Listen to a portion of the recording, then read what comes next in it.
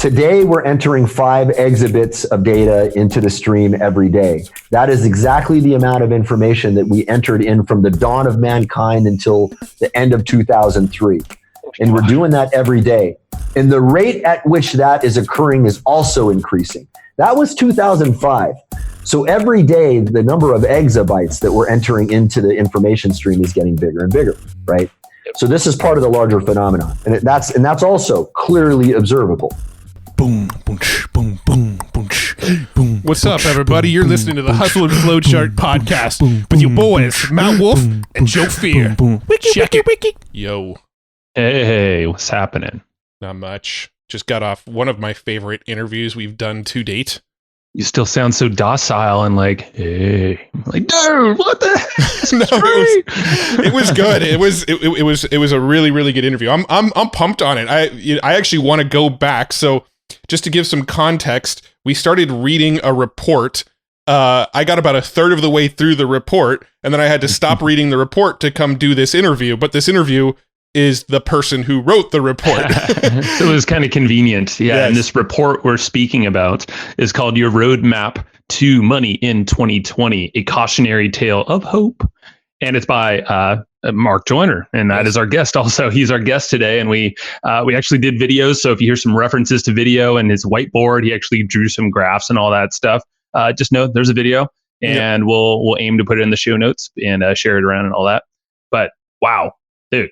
All right. So Matt, you actually went a little deeper in this roadmap. You started it prior to I did. So I'm about 50 pages in, you're like 150. It's interesting. Like from my perspective already, it's like, wow. All right. It's unlocking different ways of thinking. It's extremely timely. I mean, even though it says 2020, it's not like this was written pre-COVID before all the crazy stuff hit the fan. Like, no, this is like this is your roadmap for right freaking now. Yeah. That everyone needs. So Mark Joyner, he's like the father of internet marketing. And and I asked him to sort of give the rundown of some of the things that he's contributed to the digital marketing world. And it's things like he had the first pixel, like tracking pixel, and he created like the first funnel and had the first one-click upsell and the first ebook publishing company. The first ebook publishing company. All of this stuff that we think of as just sort of like normal terms in the internet marketing world. This guy invented most of those. I think he said the second ad-supported search engine prior to Google. Yeah, so we got to start with that context of who Mark Joyner is, and then when we actually got into when I started reading this roadmap that he just recently released, it's all about the future and where technology is going, and wearables and nanotechnology and artificial intelligence and all that kind of stuff, but then how to apply it in your business and how to prepare yourself for where things are going. And I don't want to ramble too much about all of the cool stuff that we just talked about in this conversation, because I'll end up just repeating the whole conversation, but it was phenomenal. And you could probably tell by how excited we are about this conversation that you're probably going to enjoy this conversation as well. Definitely. So so I guess like we're excited. There's a reason why we're excited. Even Mark said he was excited about going down deep on this rabbit hole, because a lot of folks will go down the marketing rabbit hole, which is great. And there's value in all, but really this is the layer that most people are not thinking. And this is the way, I mean, I'm not going to say Matt and I think on this layer all the time, because we don't, I guarantee that, but we're open to this. And I think if you're curious enough in this and what's actually happening on a deeper level, not only in your business, but on the news and the media and the world and all these greater things. And it's not like it's going to give you the answers. It's going to get you thinking that way, which is only going to benefit you. If you're wool over your eyes or whatever the heck the saying, like if you're living like that, there's a limited time span on how effective you'll actually be. So this is your opportunity to get ahead. It's definitely a mind expanding episode. And this roadmap we're talking about, it is going to be a physical print book that he is going to sell. But he did say for listeners of this show that you can go grab it for free. We have a special link over at hustleandflowchart.com/roadmap. You can go grab this roadmap that we're talking about over there. It is currently free at the time of the release of this episode. I don't know if it's going to be free forever. Once it goes to print, he may pull that link down. But as of as of us recording this and this going live, we know it is live over at hustleandflowchart.com/roadmap. So make sure you go grab that report. Because everything we talk about in this episode, he goes 10 times deeper inside that report. That's right, he does. Yeah, we didn't have nearly the time to go deep on that, but this will be a great precursor to that. So hustleandflowchart.com/roadmap. And then, of course, we're taking the notes, not to confuse you with another Hustle and Flowchart domain, but to get the notes, of course, like always, you have 2 weeks for the time of this going live. Get those notes at hustleandflowchart.com/comp. Or I'm popping on this microphone. Sorry about that. Hustleandflowchart.com/comp or text 38470 in that word comp, COMP. Look at that. I memorized it, Matt. Yes. And once again, this episode is sponsored by our friends over at Ahrefs, AHREFS.com. That is the SEO tool that we use and we have used long before they were ever a sponsor. It is the tool that we use for all sorts of cool stuff, mainly to keep track of where we're ranking for keywords that we're going after in the search engines. Also, so we can find content ideas. We like to go and look at what of our competitors. I say competitors like in air quotes. One of them. Because we look at all of our competitors in that. Yeah, but I say competitors in air quote because I don't really feel like we have competitors. But I will go and look at like other podcasters and stuff like that and see what keywords they're ranking for, and then go, I'm going to get those guests and then outrank them for their keywords. So I'll do sneaky stuff like that. But they're all of our friends, and we allow, and they do the same to us. So it's all fair game because we all have the ability to sign up for Ahrefs. It's only $7 for a 7-day trial. So it's our secret weapon. But now it's yours too. So get it, ahrefs.com. That's ahrefs.com. It's $7, 7 days. Totally worth it. Go get it. And now let's go talk to Mark. All right, Mark, how you doing, man? I'm doing great. How are you guys doing? Amazing. I mean, I don't know. You're in Thailand, so that sounds actually a lot more amazing. San Diego's fun, but yeah, it just seems like I don't know. Yeah, we got you early in the morning, which is cool. So bright and early. Yeah. Well, San Diego's pretty rad in itself. We're both in good places to be in lockdown in this Not moment. Bad. So right. Interesting. Could be worse. That's worse. Right. Yeah. No, we're just chatting prior to all this stuff is, you just, and we stumbled across this without even knowing, but this roadmap you ironically put out before everything kind of hit the fan proverbially. So we're all locked down. Yes. That's it's one of my predictions of which I am not proud. I wish I were wrong about a lot of these things, but I think a lot worse things are on the horizon. We can talk about that. Right. But here we are. Well, I'd love to get into that stuff in a couple of minutes, but before we do, I want to give our audience an introduction to you in case they may not know who you are yet. You are one of the godfathers of internet marketing. I mean, your resume of what you've done for the digital marketing space is just insane. So I was wondering if maybe you could kind of give a quick recap before we get into all the futurism stuff we're going to talk about some of the stuff you've done in the digital marketing world and sort of how you got into this space. Sure, I'm happy to. So yeah, a lot of people call me the father of digital marketing. I mean, in truth, I like the way you said it. One of the godfathers. There are many people who contributed a lot in the early days and made all of this happen. But some of the things, that I did. Well, I invented the tracking pixel. I started the first ebook publishing company. I started the first ad tracking company. The one-click upsell was something my company did first. We were the first to do online marketing funnels.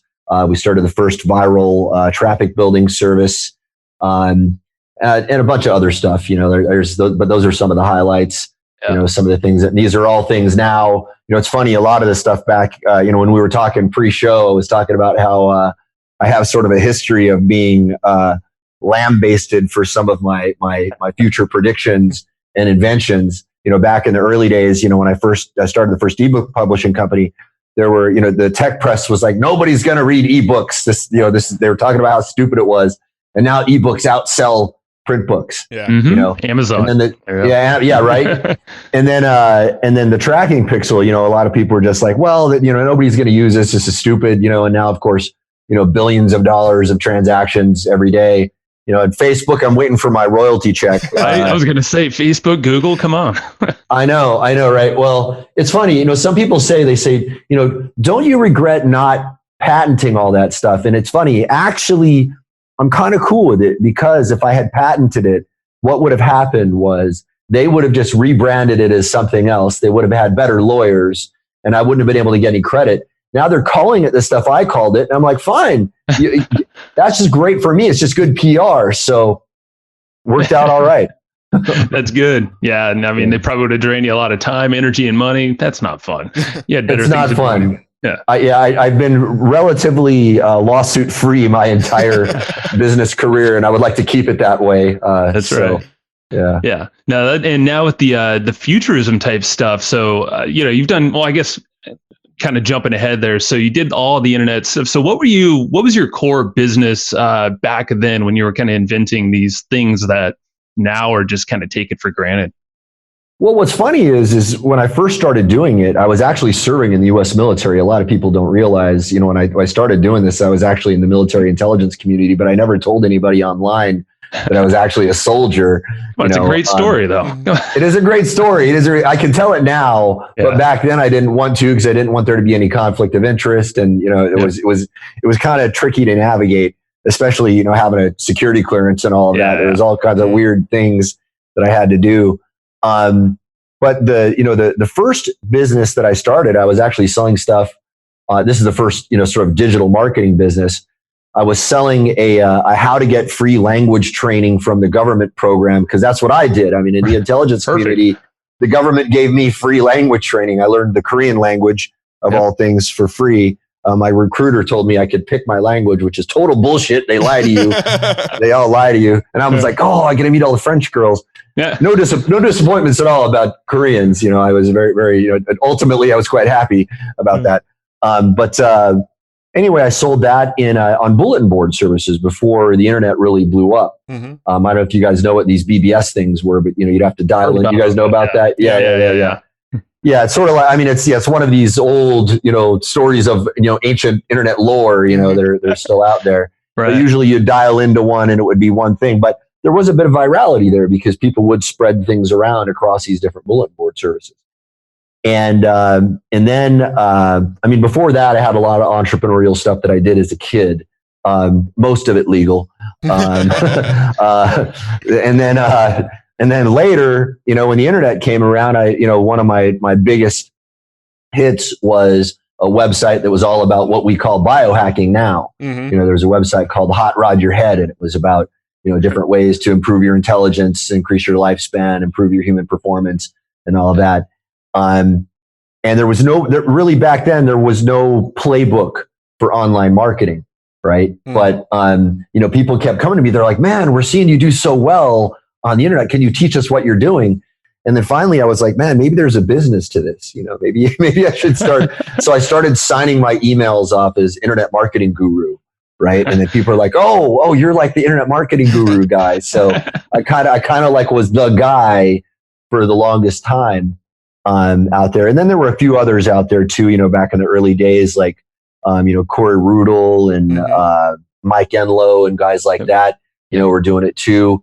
But we all kind of had to invent things out of thin air. And for me, I didn't have any formal marketing education. Nobody taught me this stuff. What I did is I just basically applied what I knew from studying military strategy and human psychology. And I applied that to business. And it just so turns out that, that playbook worked out pretty well. Yeah. And then I started learning the direct marketing stuff from the old school direct marketing greats. Like I became friends with all the old school direct marketers and started bringing them online, which was kind of cool. Yeah. Oh, that's really cool. So you're kind of that conduit to this new thing. And I know the military training and mindset, even now we'll talk about this newest creation thing you put out there, this roadmap as well. Seems like it has a lot of that baked into there as well, right from the beginning. Yeah, well, to me, my military influence is never going to go away, and I see this as just an essential part of life. And even if you get into different spiritual practices, if you read the Bhagavad Gita, for example, there are a lot of people who don't understand the larger context of the Bhagavad Gita. They read that, and without understanding the larger context, they're getting a minimal understanding of it. And really the larger context is it's a part of a larger piece called the Mahabharata. And it's a big, it's a massive tale, but, Arjun had to go to war with a bunch of people, and a lot of them were his family members. in the Bhagavad Gita is this conversation between Arjuna and Krishna, and it's Krishna getting Arjuna's mind right with the fact that it's okay, right? This is part of our existence, that, the life is warfare. And, don't feel bad about having to do this. It's part of the grand design. So, I love using military as metaphor for many things, because it is so apt for so many things. Yeah, it really is. And that's why it's interesting. I have a lot of military friends, we're in San Diego, so a lot of Marines here and Navy. Yeah, right on. Yeah, cool. Talking to a lot of them, it is interesting because they're interested in business, but there's a lot of carryover with leadership and strategy. And I always find it fascinating to talk to, leaders in those spaces, because it's exactly what you're saying there. It's really fun. Absolutely. Yeah. And that's a deep rabbit hole. We could spend probably several hours just talking about that. I give actual, many hour lectures just about, using, military concepts in business. Yeah. Yeah. I love it. Well, then go ahead, Matt. Oh, I was just going to say, one of the very early books when I started getting into digital marketing was actually integration marketing. That was one of the very early books that I read when I was getting into digital marketing. Didn't have a question there. Just wanted to put that out there on recording. There you go. Awesome. Thank you. Yeah. Thank you. Yeah. Well, yeah. And that book's a textbook now in a lot of marketing programs and universities. How wild is that? Awesome. Yeah. It's crazy. What's funny is I never actually formally graduated university. I never went to school when I was a kid. I was all self-taught. Yeah. Because my parents were kind of crazy hippies, and I did whatever I wanted to do. And the irony is that even though everything that I did was self-taught, when I got my degree, I got it through independent study, and now my books are university textbooks, which is kind of it's always the coolest to hear that story. Yeah. It is. It is interesting. I have to say, it's kind of crazy in a way. Well, what so integration marketing came around. So was there like a kind of a pivot point for you where, okay, education, you leaned into it obviously a lot more, and then Simpleology came out, that book, and then there's all software behind that. That I thought, because that's one where I've digested a lot more of that information from you, is that side of things, and it's really interesting because it's a lot of mental model talk, and it's a lot of conditioning that we all have that we carry over into our world now, and it just sounds like you've been deep into that kind of thinking. And you brought up school, not going through school and all that, but you are producing at a high level. You're writing books in a day. I believe I've read about you as well. It's just interesting. You've done your homework. You've done your homework. a little bit. But it seems like you have probably some of these other mental models that most people might not have. Do you think that's true? Definitely, yeah. I would say, in a way, it was probably an advantage that I didn't go to formal schooling, because I think that, the formal schooling that I did get, I look back on it and I'm like, man, these guys were brainwashing us. And, especially in California, there's so much of a social agenda that's being crammed down kids' throats. And I didn't realize it at the time, but it took me a long time to realize that even the stuff that I got peripherally, even though I didn't go to school that often, when I would go to school for a little while and quit, and I would be like, all right, I'm done with this because these people are idiots. Yeah. And I just couldn't stand most of the teachers. No disrespect to all of them. Some of them were wonderful, right? But most of them were just, I remember having a conversation with a philosophy professor at once. I got my GED and tested into university. I went to university, and he just said one of the stupidest things in the world. And I had to walk out after that. I was like, this is it. He said, Darwin says it's the survival of the fittest, but is it always the fittest and the strongest who survive? And I was like, dude, that's not what Darwin meant. You're teaching a philosophy class, and you don't even understand what the fundamental basis of what you're talking about. I'm like, I'm out. I can't tolerate any of this.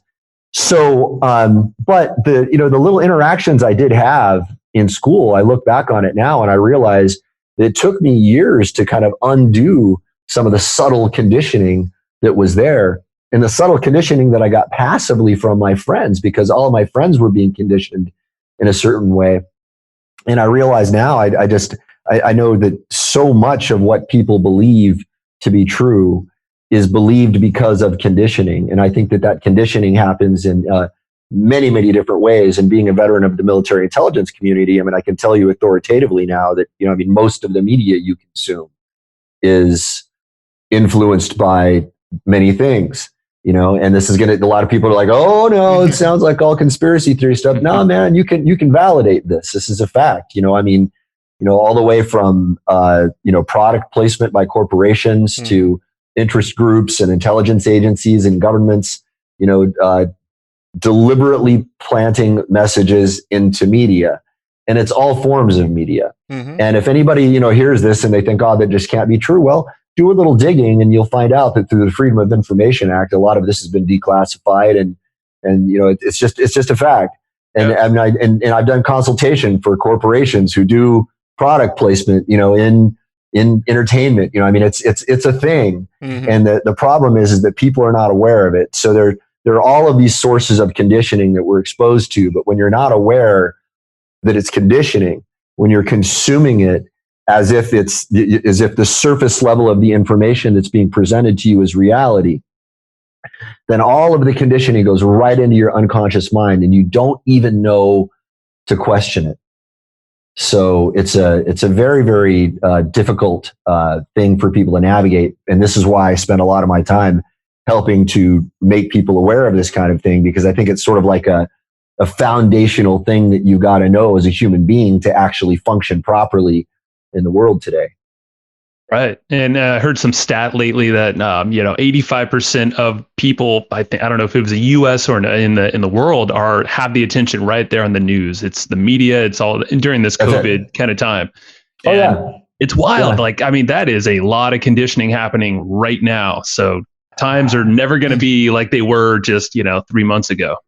No, they're not. They're not. And I think it's only going to get stranger, and the more we get into the roadmap stuff, I can tell you about how strange I think it's going to get, but this is one of the big problems right now. It's, I know you guys are, as we just started talking, you guys have just started reading the roadmap. And, one of the things that I talk about, one of the, what I call the 9 great threats is, the great educational deficit. And that is, epistemological illiteracy, right? And what I mean by that is epistemology is a study of knowledge. It's a study of information. And most people don't understand how they know what they know, how they form their beliefs. And if you were to become aware of that process, there are processes that we follow. There are, for example, heuristics that we use. There are models of persuasion like the heuristic systemic model and the elaboration likelihood model that explain how beliefs are formed passively in our minds. And if people knew that when they watch the news, they would watch it through a very, very different lens. But most people today watch the news and they see it, for the surface reality that's being presented. But once you start comparing different sources of news and you start seeing a lot of the inconsistencies and how the inconsistencies are not just from news source to news source, but even from day to day, it doesn't matter where, and I'm not going to say anything one way or the other politically. I don't want to make this a divisive political conversation because people will turn into they'll turn into automatons and be like, oh no, he's for this guy or against that guy or whatever. No, I don't want you to shut your mind down. What I want you to do is I want you to say, hey, wait a minute, is the news that I trust, are they being internally consistent with their message? And I can guarantee you they're not, right? Because you'll notice that, they will hold a certain politician up to a moral standard. And then the next day, that moral standard doesn't apply anymore when they're talking about another politician that they're trying to prop up. And so every different news source, of course, has their favorite people that they're trying to prop up and diminish. And this is just this big game. But if you start to watch that and pay attention to it and start to say, hey, wait a minute, I'm not going to, you're not being intellectually consistent here. Then you start to kind of unwire yourself from all of this stuff and you start to kind of think for yourself and you say, wait a minute, maybe the information landscape is kind of a game, and maybe what's really going on is something that I don't have enough information to understand. And I think that's probably a closer description of what's really going on in the world. I was a guy with a top secret SCI clearance. That means specially compartmentalized information, right? But I only got access to a small compartment. Sure. That's what compartmentalization is all about. So not even I know, and not even then when I had access, did I know what was really going on. So for people to think that they can really understand what's going on in the world by turning on the news, which is deliberately designed to make you perceive reality in a particular way, I don't think it's a good premise to start your life from. Yeah. No, it seems like it's like you could see a lot of hints. There'll be like a lot of hints on the news, but that's a hint to go a little deeper on something. If you find some inconsistencies elsewhere on the different channels out there, go start digging on Reddit, Twitter, other sources that you probably know about. That's it. Yeah. That's it. That's the beginning. But you got to be careful there too, because the disinformation game, it's vast. And I just want to explain something really interesting to you guys, right? So when I was in, we called it the intelligence community, right? We still do to a certain extent. But, we had all of these different branches of intelligence. We had human intelligence, signals intelligence, right? But now it's all under one big umbrella of what we call IO, information operations. And part of information operations involves deliberate disruption of information. So, when people started talking about the Russians interfering in our election in 2016, as if that was some kind of new thing, I was like, are you kidding me? This is news? Like this has been going on for decades, right? So when you go on to like Reddit or any of these alternative sources, you got to understand, there are people who actually are paid to go on to Wikipedia and to make sure that certain agendas are carried out in certain definitions of terms. There are people who are paid to AstroTurf Google, right, to make sure that what you see on particular topics is leaning in one particular direction. Explain astroturfing really fast, just for folks that might not get it. Okay, so astroturfing is this. So when you go out and you do a search, you think, okay, I'm going to find out what does the world know about this, right? Well, that definition of what the world knows about it is based on what you find in the search. That's the search engine results pages, right? Now, the search engine results pages is one of the guys, I started the second pay-per-click search engine back in the day, and I knew this was a problem. I was like, man, there are a lot of people out there that are trying to manipulate our algorithms and try to show up first. And it was kind of a battle, right? So that battle is still being fought today. Now, Google will tell you that their battle is that they want the truth to be out there.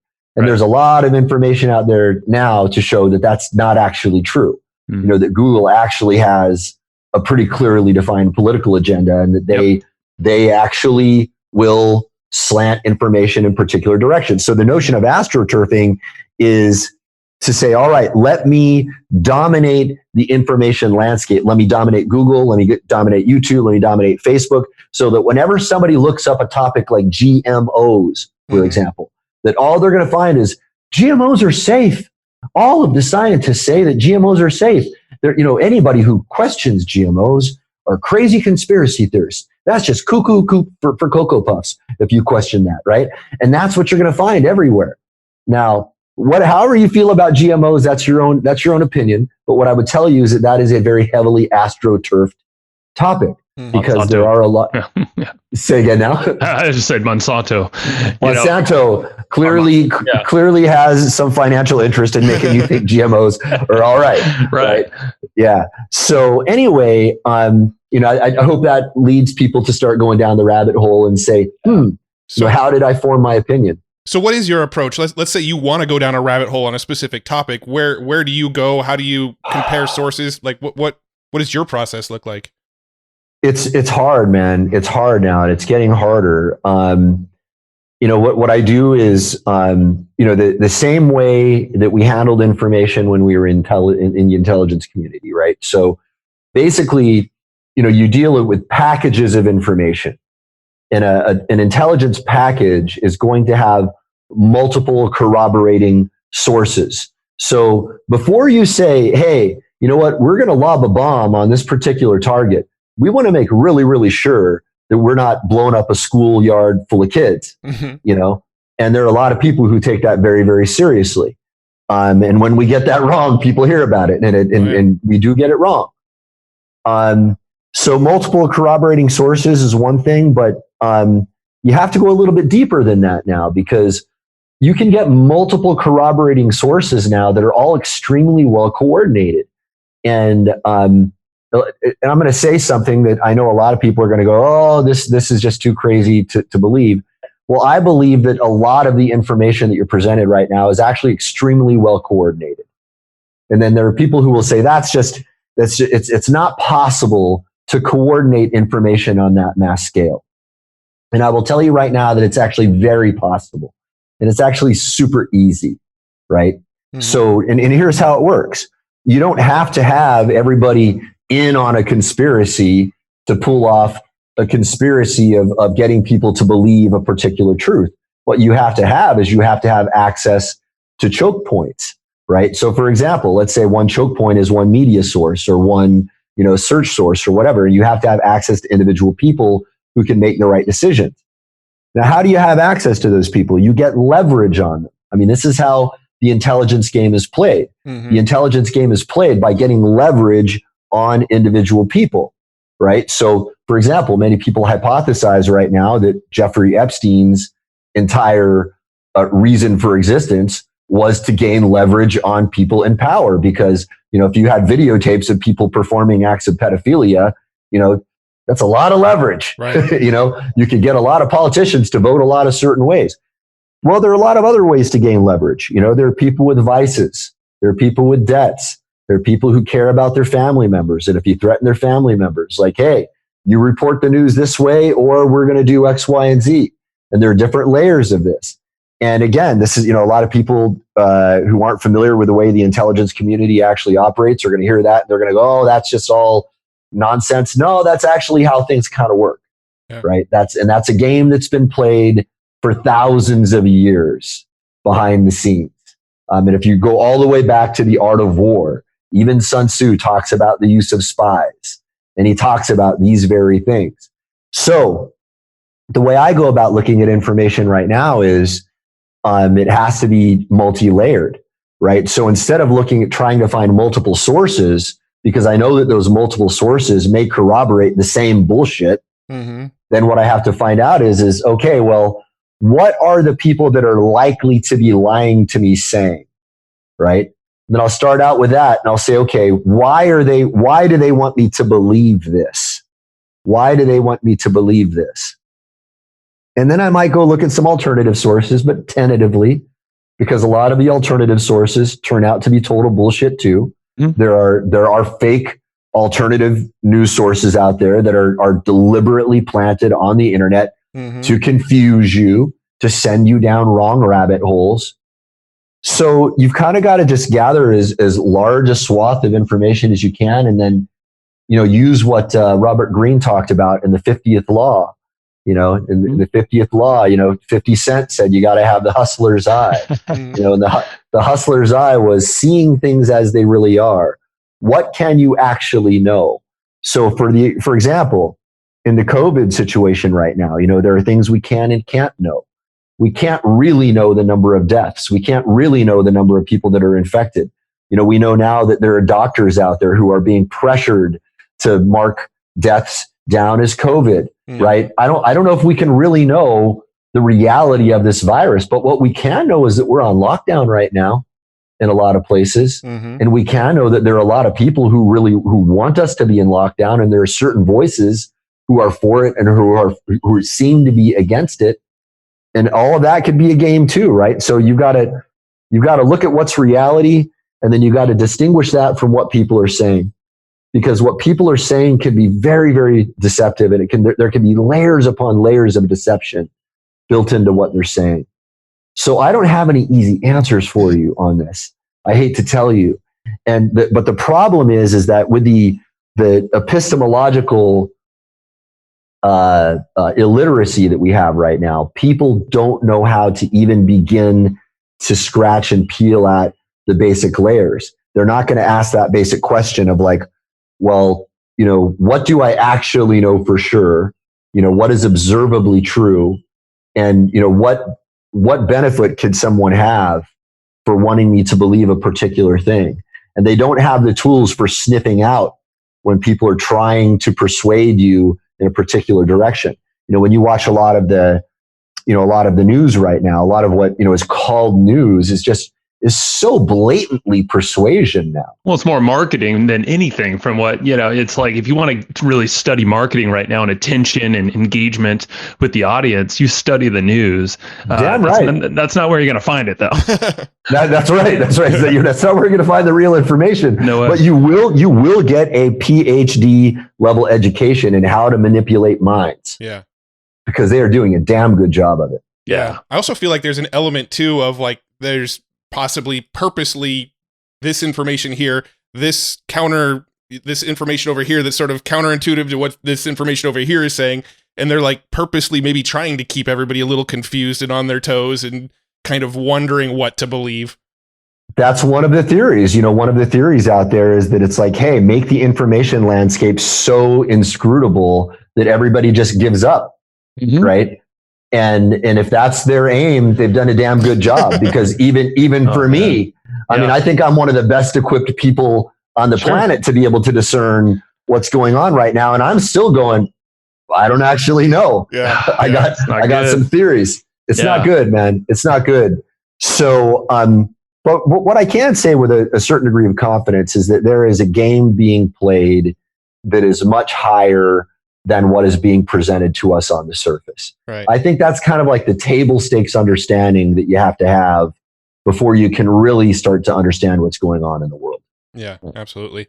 Well, it seems like, go ahead, Matt. Well, I was going to say we could probably talk about this topic for like 2 hours, but I do want to get into your roadmap, which does overlap quite a bit actually with indeed with the future technologies and stuff. So, let's start at just kind of the very, very high level of what this roadmap is that you put out, just kind of the quick synopsis, and then we'll kind of dive in a bit.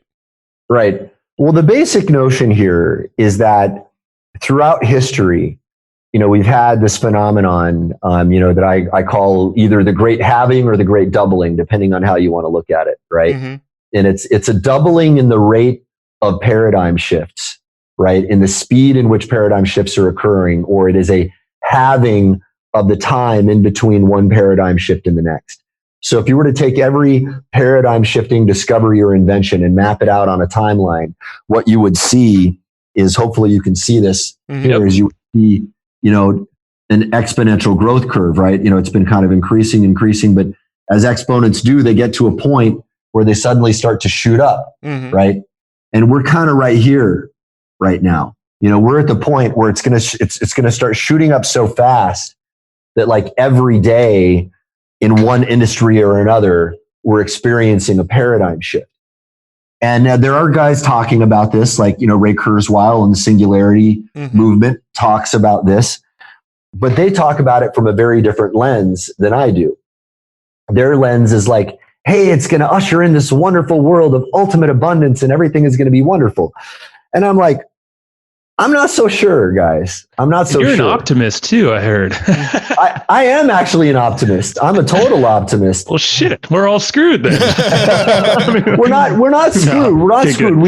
Well, here's the thing. I think we need to look at it through a lens of reality, right? So, the base thing to look at here, and this, again, dealing with what we can know, right? So like that graph is something we can know, like that is observable. And it's right now, it's observable in Moore's law, right, for one thing. And Moore's law is actually accelerating the rate at which it's happening in different industries, right? So paradigm shifts are happening in every industry all over the place. And there are probably paradigm shifts that have occurred in the last 10 years that you don't even have any idea about.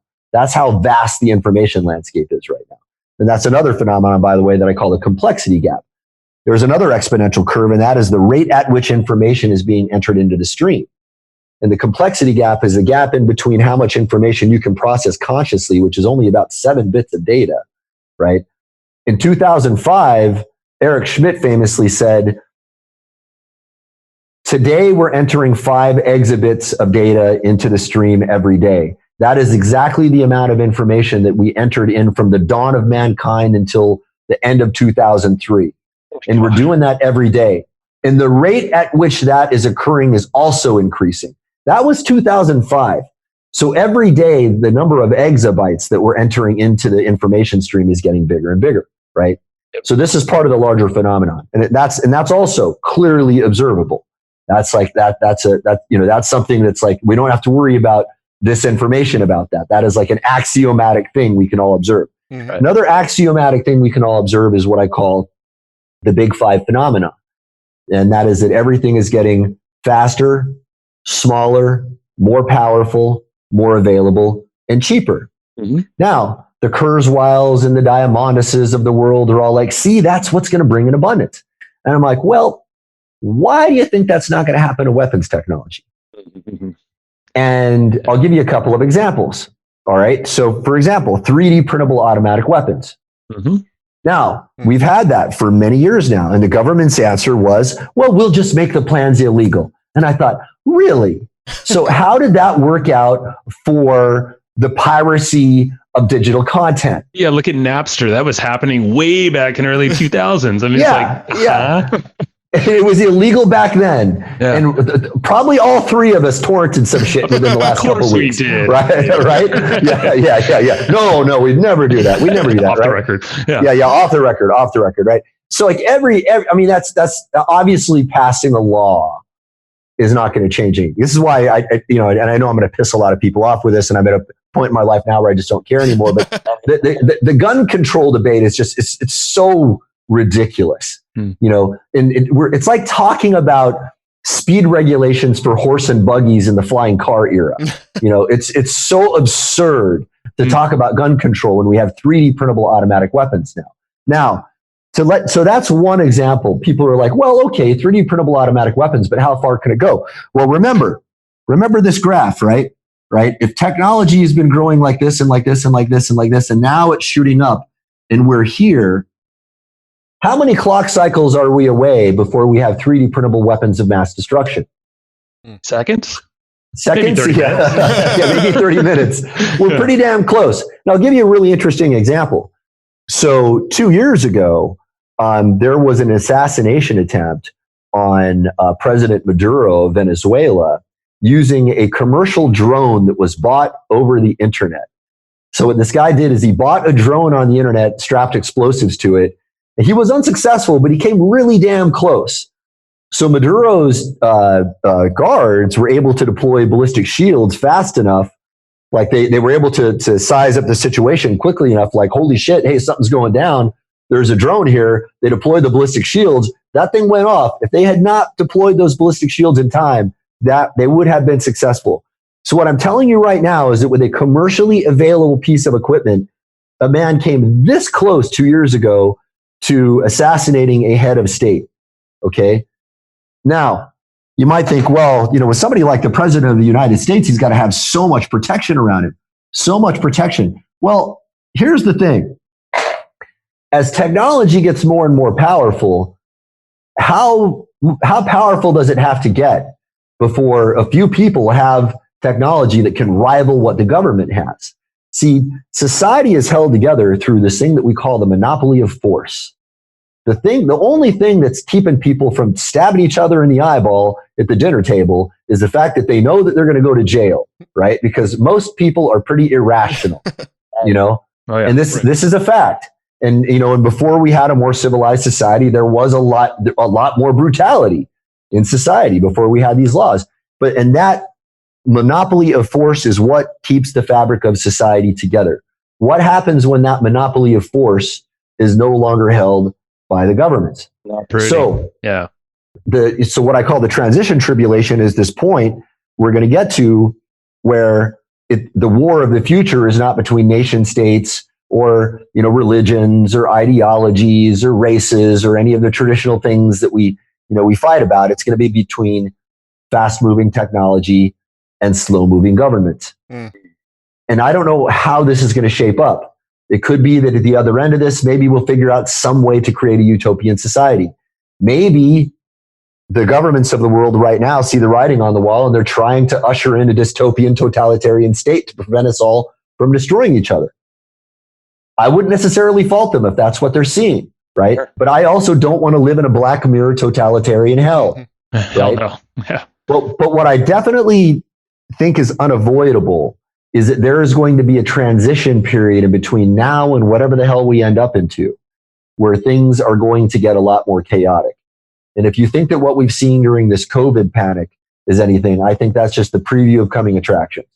I think that there are probably about 9 or so different ways that I outline in the roadmap that all of this stuff can go sideways. And they are threats to our very existence. But there is hope.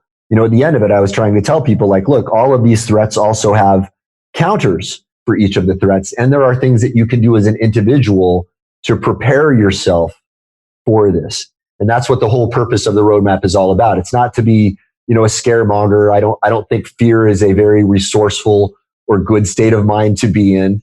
But I also think that, being ill prepared is also not a very good state of mind to be in as well. Well, I think it's just perfect timing, because this does seem, you call it the roadmap, but that's kind of how you start it. Is like you need to know how to read the map, how to see what's happening around you. Starts with you and your thinking, and you've written about this for years now. But this seems like this is the way forward, and you happen to, even though you've been spotting trends, you just ironically put this out just in time, Mark. Maybe I'm working for the government. I don't know. Maybe the guys who genetically engineered it, just put it out there. Maybe I'm a double agent. Who knows? And I'm saying that half jokingly, right? That's actually, it's not too far fetched to be that skeptical of things, right? To be like, hey, even the people who are professing to be truth tellers, sometimes they're Trojan horses too. Yeah. Yeah. It's not lost on us that as podcasters and people that put videos out there, we are technically part of the media. So, but, You are. 100%. You are. And you are playing a role in information warfare right now, whether you know it or not. That is just the reality that we're existing in. But the problem is that most of us are just useful idiots in the game, and we're not playing an active role in it. I don't think that's you guys, because you guys seem like you're pretty switched on, and you're thoughtful, and you're asking questions, and you seem to be very, very sincere. And I think you can tell, when you turn on CNN, can anybody honestly watch Brian Stelter and think this guy is like really trying to tell you the truth? Most of them know. Yeah. Most of them know. Right. Yeah. But you guys, you get a sense that, you're searching for the truth, and that's kind of what you've got to look for. I think that another thing you're going to get to in the roadmap is that,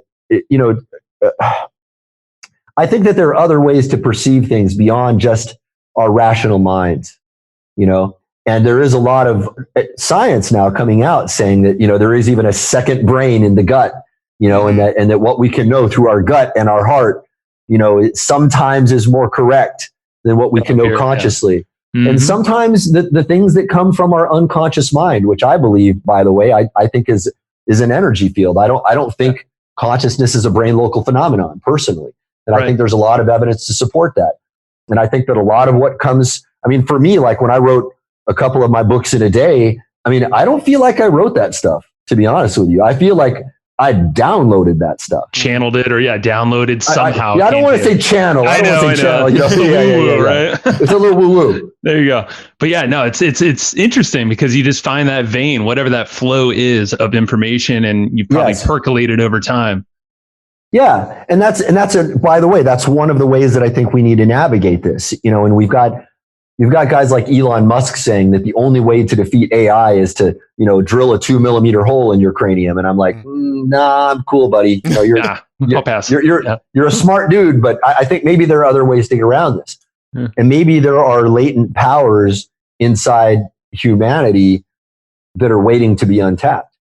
There are people who believe that we are a species with amnesia that actually has, greater power than we have been led to believe. There's a tremendous amount of evidence to support that notion as well. Mm-hmm. Every day we're discovering how more complex we are. When we discover things like epigenetics and how important the human genome is, and how humans are capable of things that we once thought were impossible. Well, what is the upper limit of that? I would say I want to explore that first before drilling holes in my cranium. Personally. There's so much evidence for so much out there, but it's our jobs to collectively put that together with some kind of rationale, if we can find some. But I feel like that's what your roadmap is giving to folks. Like I said earlier, I'm only 50 pages in. Matt's a little further, but already, it's like, oh, wow. Like I even told Matt, I'm like, holy crap. We were like, I wish we could move this interview out a little further. We didn't want to ask you. We just want to dive deep in on this book like now. We can do a follow-up. If you guys want to. I mean, you guys do, because you're some of the people, there are very few people that are capable of having this conversation. Right. That's interesting. Yeah, you're right though. Because it's hard to hold that with like family members, even if they're in the same house, might be watching Joe Rogan right along with me, and right. Right. But you're right. Do you think more, obviously I really feel like more people will, but what do you think is going to happen with the way that we're thinking and with these conditions that we've had? It's hard to say, but it's hard to say, man. It depends on, I believe that there are some forces behind the scenes that have some kind of agenda, right? I don't know what that agenda is, and maybe there are multiple forces, right? But I think that's something that everybody kind of suspects, right? And really, everybody's a conspiracy theorist, whether they want to admit it or not, right? It just so happens that some conspiracy theories are more socially acceptable in the Overton window of the moment than others. So, for example, the notion that Donald Trump was colluding with the Russians was perfectly acceptable in the Overton window, which is a very strong conspiracy theory, right? Yeah. But that was totally acceptable in common Overton window thinking for the longest time. Like, you could talk to the average person and you could talk about that and you wouldn't be seen as crazy. Right. But there are other conspiracy theories that are like, oh, no. You can't talk about that conspiracy theory because that one's not okay. It's got to have the seal of approval of whoever it is that's formulating this, window of acceptable ideas. And I do think that there is definitely some deliberate attempt, or many multiple deliberate attempts to formulate what that window is and to shape it. Now, I don't know who the players are. This is where we can only speculate. Right.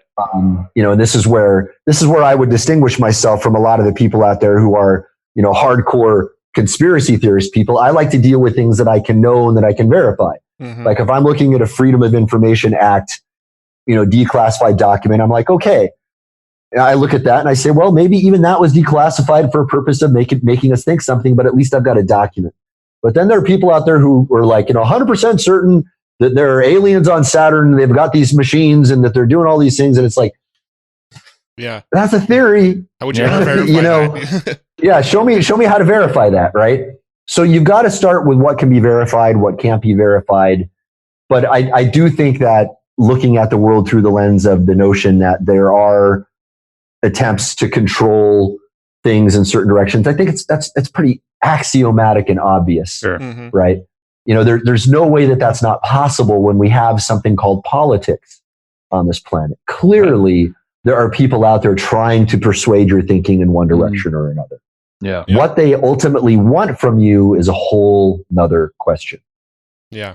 So the roadmap, it's called your roadmap to money for 2020. So with all of this information that we're talking about and all of these things that are going on, how does this information lead to money for the people that are reading it? And you don't have to, give all the secrets up because the roadmap's free. So everybody just needs to go get it. But let's touch on that for a bit. Well, it's free for now. We're putting it out in a print edition, so right. People can get it can download it for free for now. Well, let's drop that link really quick because we do have a link, and thank you for offering it for free as well. hustleandflowchart.com/roadmap. You can grab this, what we're talking about right here. And I love the title of this podcast, by the way. It's awesome because it is hard out here to be a pimp. I just wanted to say. I just wanted to drop that line in. Some people are going to get the joke. Some people are not. Yep. Anybody who's watched the movie. So, So the way you make money from this is that first off, you got to understand that while things are changing like this, while this graph is this observable phenomenon, you have to understand that certain industries are going to be rendered irrelevant. That's the first thing that we really have to grasp. And that many industries will be rendered irrelevant in shorter time frames than they were before. So because everything is doubling or halving, depending on how you want to look at it, that means that the length of time that any particular technology is going to be relevant is going to have itself throughout time. So we're going to get to a point where you're going to come up with some really badass innovation. And then tomorrow it's going to be like, there's the next new thing, right? That's the landscape we're in. And a lot of people, they don't really realize, like, I don't want to mention the name of this guy. There's this guy who made this very, very interesting health device. And I want to be very careful not to give any clues as to what this health device is, because I don't want to embarrass him.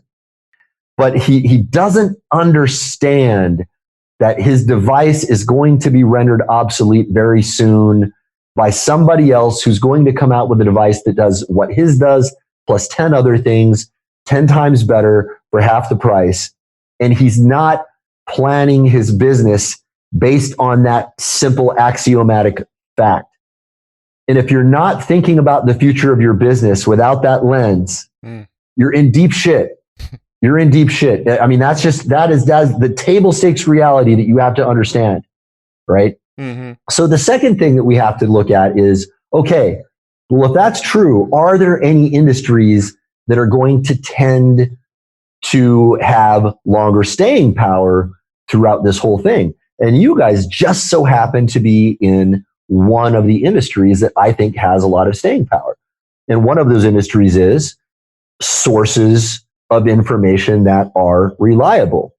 So if you can build a following and people are like, hey, you know what?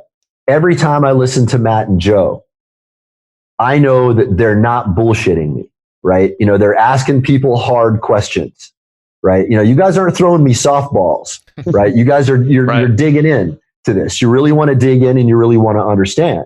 You're not being unkind. Thank you. I appreciate that. Yeah. But you're also being, you know, rigorous, and you're asking difficult questions. And that is going to endear your audience to you, and people are going to move to you because they're going to be like, hey man, when I turn on Brian Stelter and I can tell that guy's obviously crazy, or when I'm watching, you know, I don't want to name, I mean, on the left and the right and the full spectrum, you've got equal amounts of full of shittery, right? You know, I'm not gonna say, you know, one side is better than the other. You know, they're all pretty equally full of shit. However, in the alternative press, there are voices out there that people are starting to look to, and they're like, hey, you know, when I tune in to these people, they tend to bullshit me a lot less, and they tend to be looking for better quality sources of information. I think that's going to have a lot of staying power for a very long time. And inside the roadmap, I list a whole bunch of, you know, what I think are going to tend to be more perennial industries over the next several decades. Yeah. Fortunately, you're in one of them. Love it. I think you just also described the rise of Joe Rogan.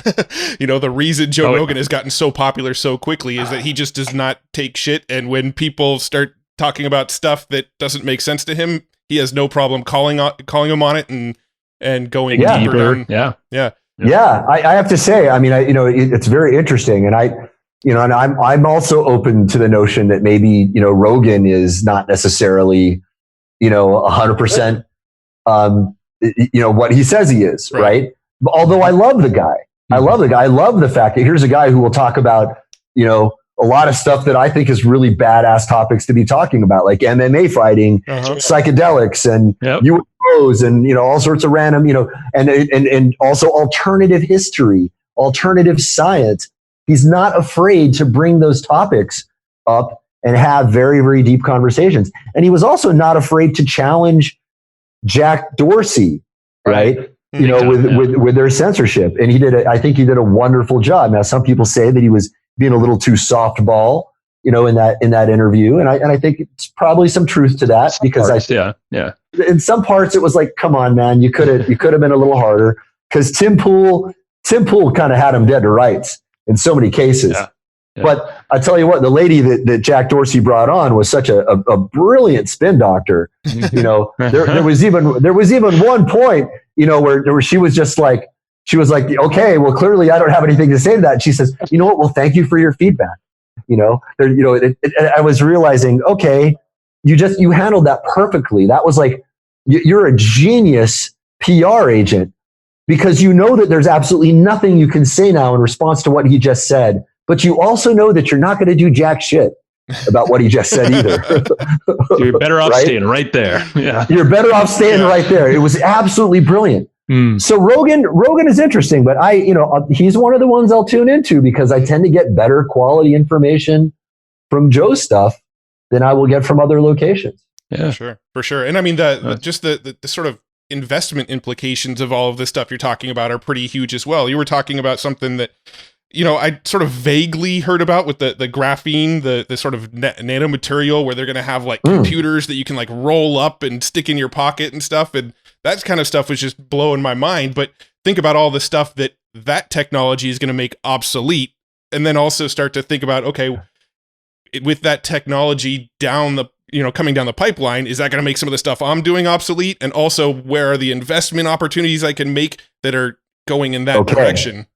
All right. See, this is beautiful. This is exactly where I want people to be thinking as a result of this.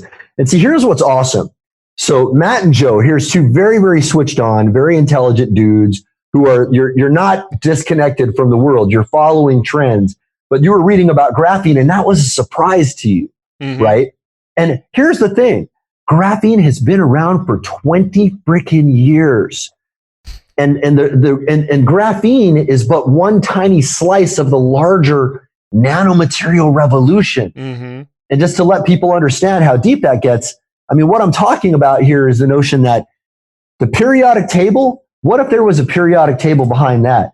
And what if you could peel that back and there was another one and another one and another one and another one? And we have no idea how far back that goes. That's what the larger implications of the nanomaterial revolution is, right? So when even graphene is a surprise to 99.999% of the population and even to super smart, switched on dudes like you, here's what I really want you to think about. What does that mean? That means that innovation is happening so fast that one of the most important advancements in the last 2 decades slipped by you. 2 very intelligent guys paying very close attention. Things are moving so fast that not even guys like you can be on top of everything that's going on. That's how freaking crazy this whole thing is. Yeah. And when people really start to figure that out, it's like, holy shit, I need to look at my life in a very, very different way. Because right now, up to this point, I've been in a bubble. And if I don't see my life in that context of the fast changing pace of innovation, I'm not really living in reality. Yeah. And if you're not living in that reality, you are gonna get surprised. And you're gonna get surprised in some ways that are not ready. So the whole point of that document is to get people's minds ready. So it's like, look, I'm sorry, but this is the truth. And this is what I think you need to do to prepare. And it's not going to be easy.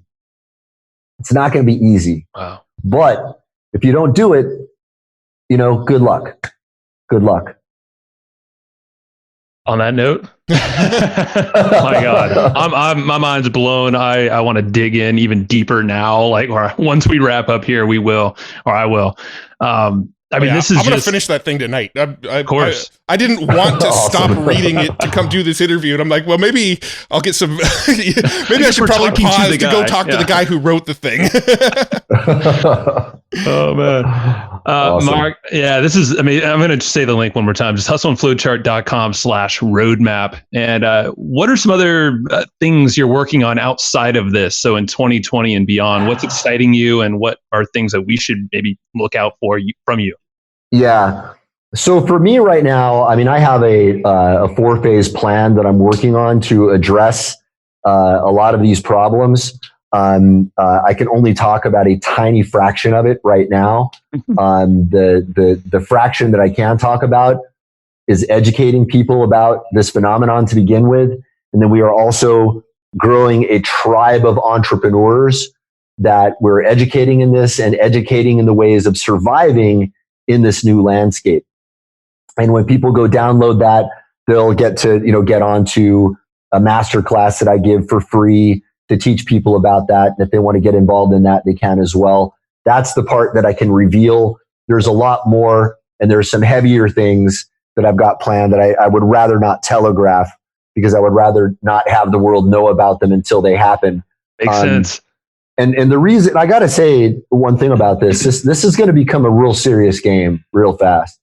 And it already has. I mean, with most of us on lockdown right now and us realizing, holy shit, the government can actually do this to us just like that. We just woke up into a Black Mirror episode and it's real. I think a lot of people now are starting to realize the seriousness of this. And I think that the future of humanity is in the hands of entrepreneurs. And it's going to take entrepreneurs taking matters into their own hands, not relying on governments, because governments are designed to be slow on purpose. And there were good reasons for governments to be slow, but those mechanisms are not going to work. The political systems of the past are not going to work. And what's going to have to happen is we're going to have a collective raising of human consciousness to survive this. Because think about this, I'll leave you with this one last thought. If we're only a few clock cycles away from being able to have 3D printed weapons of mass destruction, how many really unhappy people is it going to take to blow up the world? Yeah, and how many people do we have on this planet? Jeez. Yeah, right, yeah. Right. I mean, so we're approaching 8 billion now, right? So, and I think that the only way that that's going to be addressed sufficiently is through entrepreneurs who give a shit about the future of their children and who take this seriously and who realize that this is not just about selfishness, and that, by the way, prospering does not have to be separate from helping other people, right? They are not mutually exclusive. And I think that when people can understand that they can help themselves prosper by helping other people and genuinely giving a shit about the future of this species and the future of other people, then I think we've got a fighting chance. And that's kind of what we're working on right now, is getting as many people moving down that path as we possibly can. Love it. That's I'm just wow. Yeah. And this is definitely the most mind-opening interview we've had on the show, at least from my perspective. Yeah. And it's going to cause a lot of course. And it's just the beginning. This is the iceberg, tip of the iceberg right here. So I can't wait to see where it's going to lead for all of us. And I think we're all going to think on a much deeper plane, deeper level. Gone are the days of surface level marketing, surface level business models, values, beliefs, all of that stuff. So that's right. A lot of reinvention happening. Yeah, definitely one of my top favorite interviews we've done so far. So thanks so much for just totally bringing it. You're most welcome. And again, if you guys want to do that follow-up, I'm very curious to see where those questions will go after you've read the whole thing. Yes. So let's do it. Be fun. Awesome. Appreciate your time, my man. All right, fellas. Great times. All right, see ya. Thanks so much for tuning into that episode. I hope you dug it. I know Joe and I dug it. I actually kicked Joe out of the room. He's not here right now because I wanted to tell you about a tool that I really, really dig. We use it in our business. We recommend it all the time. It's called Easy Webinar, and it's a tool that lets you do live webinars, automated webinars, hybrid webinars, and, pretty much any other kind of webinar if there are other kinds of webinars. But anyway, this tool is kind of like your all-in-one, do-it-all tool for anything webinar related. It's Easy Webinar. It's put out by a dude named Casey Zeman. He's been on the podcast. If you haven't listened to that episode, it's a killer episode. He's a really smart dude, but his software is amazing. It does everything. It's, the title tells you exactly what it does. It's an easy webinar platform. And we use this in our business to run automated webinars all the time. We don't do a lot of live webinars these days. We like to do the kind of automated webinars where somebody can register and then they can either watch it like 15 minutes later or they can watch it the next day, but it's just kind of always running. And it's a system that helps us make autopilot sales off of our webinars. Super cool tool. If you haven't tried it yet, it's an amazing tool. And Casey is actually hooking you up. He said for listeners of Hustle and Flowchart, I can't believe he's doing this, but he said for listeners of the Hustle and Flowchart podcast, he's giving 25% off of the membership to use Easy Webinar. It's already super, super inexpensive for what it does and all the cool features it has, but he's hooking you up with 25% off because you're a listener of Hustle and Flowchart. Go to easywebinar.com/hustle. That's where you can get that 25% off discount. That's easywebinar.com/hustle. It's a awesome tool. You're going to dig it. So just go grab it. Check it out. easywebinar.com/hustle. See ya. No, not see ya. You'll hear me in the next show. I don't know how to close these things. Go get Easy Webinar. Talk to you later. Do you want to learn the hard skills necessary to support your favorite shows? Well, cool. Our friends Gina, Haley, and Mel created something called Podcast Production School. Now, it's an online course designed to help you master the skills and strategies needed to launch, manage, and grow podcasts, including things like audio editing, show notes creation, and promotions. So download their free podcast production or their launch checklist today at podcastproductionschool.com/go/flowchart. Again, that's podcastproductionschool.com/go/flowchart. Thanks everybody for listening to this episode of the Hustle and Flowchart podcast. Before taking the time to listen, we want to give you something a little bit special. Every single episode that we do, we actually have somebody on our team take notes. We basically have a Cliff's Notes version of every episode where you can go and find all of the tips and tactics that they laid out, all of the resources that they laid out, all the good stuff from this episode. We actually have a nice simple notes version that you can find on our website. So go to evergreenprofits.com, find this episode that you just listened to, and give us your email address and we'll send you the notes. Thanks for listening.